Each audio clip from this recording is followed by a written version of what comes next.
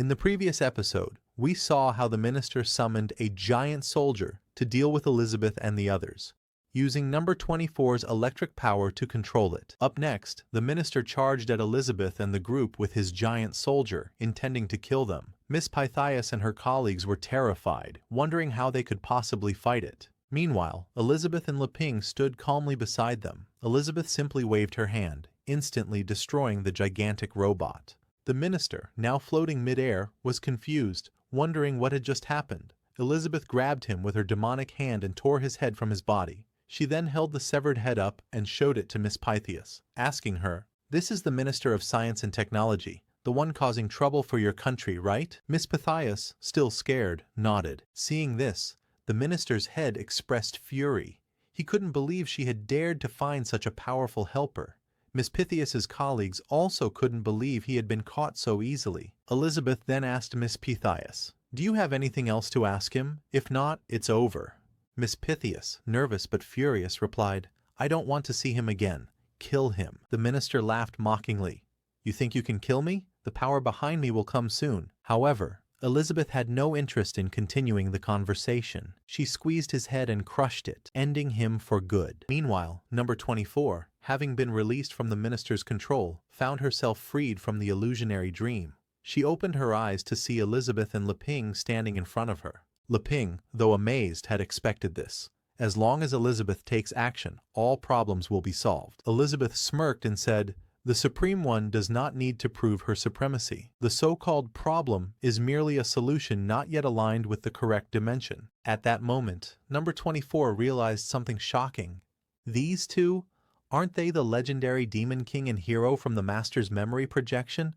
How are they here? But it didn't matter to her now. If I kill the legendary hero and capture the female devil and present her to the Master, he'll be overjoyed. Elizabeth, sensing a familiar presence, thought, that strange feeling of home. It's coming from her. Without hesitation, number 24 charged at Leping, ready to strike. But just as she was about to touch even a single strand of his hair, a deafening command echoed in her mind.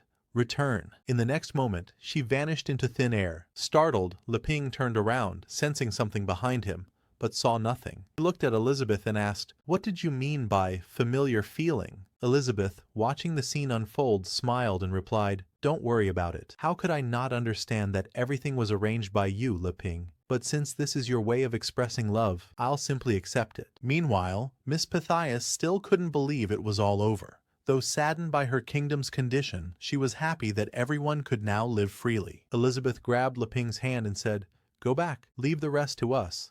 Then she added with a playful smile, "Now, praise me." Leping smiled and said, "You did an excellent job." Miss Pythias, watching them from behind, was in disbelief. The revenge we risked our lives for was reduced to nothing more than dust, wiped away by a few simple gestures. Though she should have felt joy for surviving and achieving revenge, a strange emptiness lingered in her heart. Is it because when a lifelong obsession is fulfilled so easily, it feels more suffocating than failure? Or perhaps it was what her ancestor Aristotle once said, "The ultimate value of life lies in the ability to wake up and think." But had he ever considered what happens when one truly awakens and discovers that the epics written by mortals are not even worthy of a footnote in the Book of Gods? That truth is more terrifying than death. She knew now was not the time to be discouraged. There was still a lot of work ahead, rebuilding the country and putting it back on track. But in the very next moment, she found herself and her comrades standing on a stage, wearing elegant ceremonial clothing. Before she could even process what was happening, the crowd erupted in cheers, celebrating her ascension as the new queen of the kingdom of Aristotle.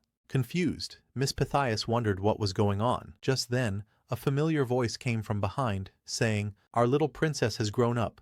It's time to pass the baton to you." As she turned, she saw her parents alive and well, sitting on the throne. The king and queen walked toward her and said, "Why are you crying? Today is your coronation day. From now on, you will be the queen of Aristotle." Miss Pythias's eyes filled with tears. She didn't know what to say. Everything had happened so suddenly. She was still dazed and couldn't believe that everyone had survived. Was this really happening? Her father comforted her, telling her not to worry too much. "You may just be feeling overwhelmed from the stress," he said, suggesting she have a doctor check on her. Suddenly she looked up at the sky and saw Elizabeth and Leping waving at her from afar. Leping was surprised. "I didn't expect Elizabeth could do something like this," he said. Elizabeth smiled and replied, "It's all because of you. You praised me as a perfectionist, so I had to give you another big gift." Hearing this, Leping felt nervous. The world really is just a toy in Elizabeth's hands. If she wants peace, she can create it at any time. Then, what is my purpose as a legendary hero? Seeing his troubled expression, Elizabeth thought, did I overdo it? Was I too happy and forgot? If things go like this, mortals won't gain experience, and Leping will lose the joy of discovery. She gently told him, "Don't think too much about it.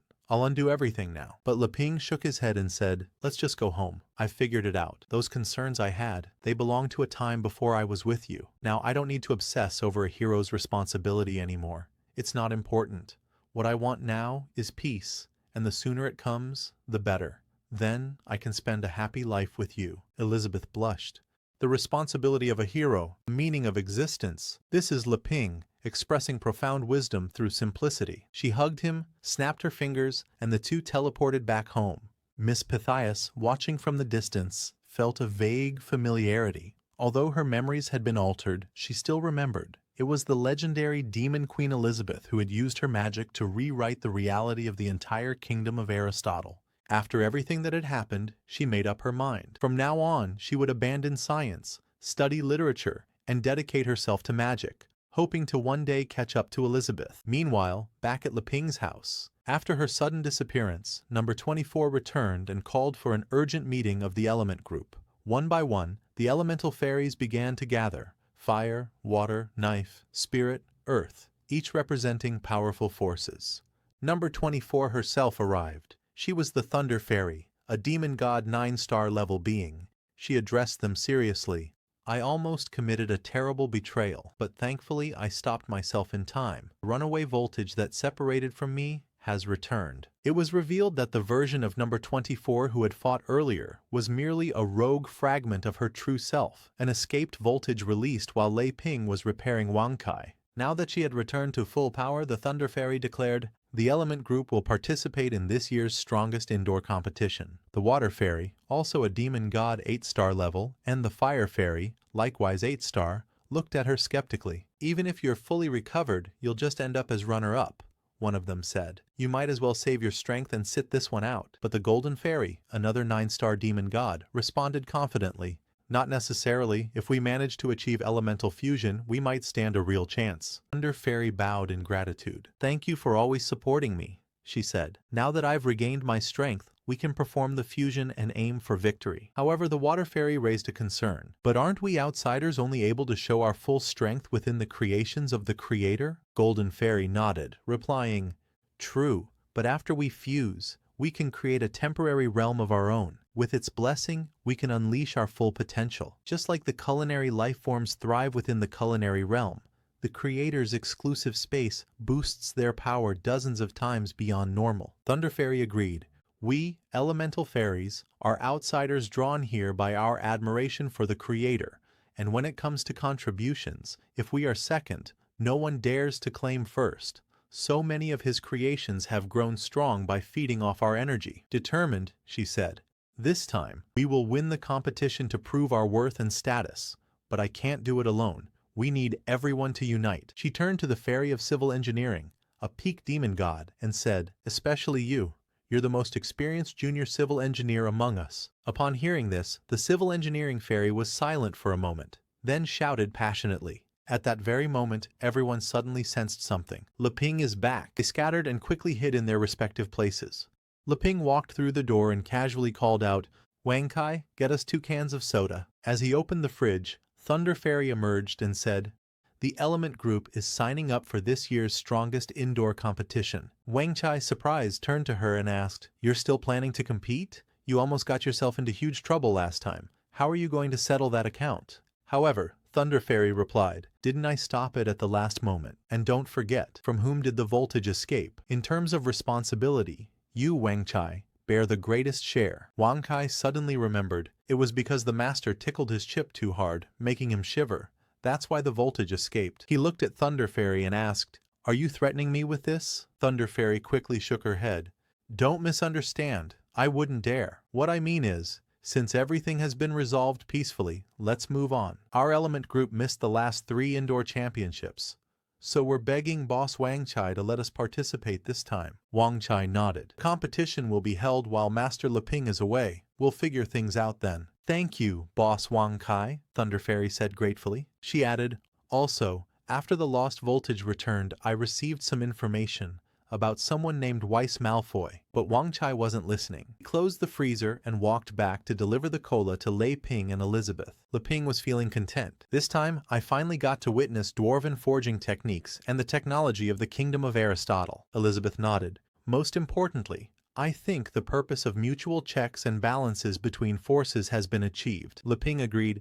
There's no need for rigid balance. I just hope everyone can truly unite and work together to maintain peace.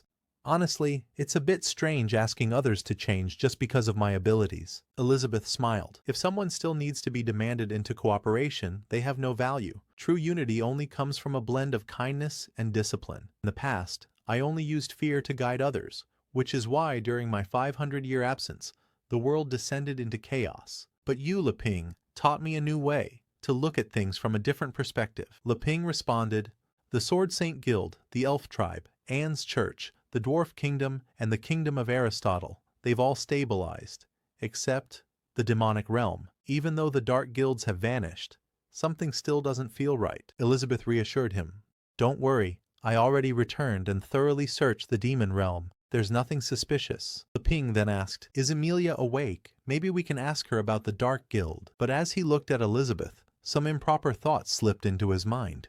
He quickly dismissed them. Ever since confirming his relationship with Elizabeth, these urges had become stronger, especially when they were alone. Was this normal? He told himself, I'll think about that after we're married. Elizabeth noticed his red face and asked playfully, what's wrong with you? Suddenly your whole body's stiff. Blushing and nervous, Leping stammered. Elizabeth smiled mischievously, leaned in close, and whispered in his ear. Is there something you're hiding from me? Something you can't express until a month has passed? Do you not want to go any further with me now? Her chest pressed gently against his back, making him even more nervous. But before he could say anything, Leping jumped up, face red like a tomato, and rushed to the kitchen. I'm going to make dinner. Elizabeth chuckled softly. There's no rush. The longer the wine ages, the purer it becomes. If we let it brew for a while longer, our love will become even stronger. How could I not understand your feelings? Just as you wish. I'll wait a little longer. 3 days passed. They continued their peaceful life without any worries. Then 10 more days passed. Elizabeth was still waiting for Leping to tell her what he had promised to reveal after a month.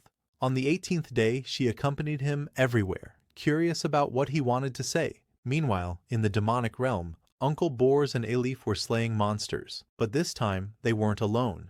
The Sword Saint Guild was helping them. The monster they faced wasn't ordinary. It was the Lava Octopus King, a demon lord 5-star level creature. A blonde-haired girl from the Sword Saint Guild named Orange Sword, Luna Thorgus, sighed.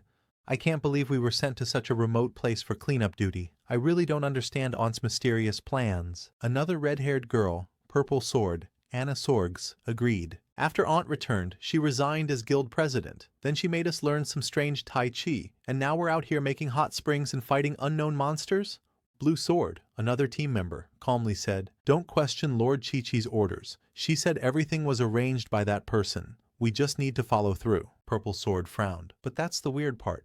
With Aunt's strength, does she really need to follow anyone else's orders? The Dark Guilds vanished because they feared her. Orange Sword nodded. Exactly. Aunt is now a terrifying Devil King 4-star.